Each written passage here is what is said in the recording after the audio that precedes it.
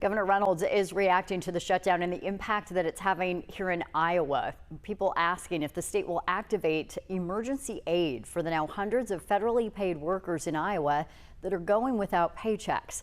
WHO 13's Zach Fisher joins us live from the State House with more on this. Aaron, so just yesterday, 67 workers we found out were furloughed from Iowa Workforce Development, with 700 of people in the National Guard that are classified as federal technicians will not receive pay until the shutdown is ended. Then they'll receive back pay. So Governor Reynolds answering some questions about the shutdown today at a press conference, wrapping up the work done by the Iowa DOGE Task Force. Most of the workforce development employees are working now 2 days a week under the furlough. Today, I asked Governor Reynolds if she would consider activating state emergency aid for those 67 federally paid Iowans who won't be receiving a normal paycheck due to the shutdown. And we'll just have to see what happens afterwards. Sometimes they do back pay, sometimes they don't.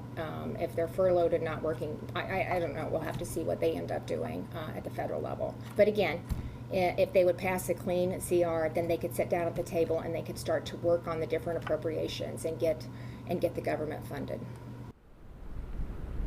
So heard it there, Reynolds not really providing a specific timeline on if and when she would provide state emergency aid, but not necessarily closing the door on the possibility of that, alluding to just how long the shutdown will last, as those workers were furloughed just yesterday, Aaron, working 2 days a week. So it's a really situation where she's going to be playing it by ear, following the lead of the federal government to determine what state aid would look like. There are several states that have provided aid to federal workers, I will note. Those are led by Democratic governors, though, too, just a side note.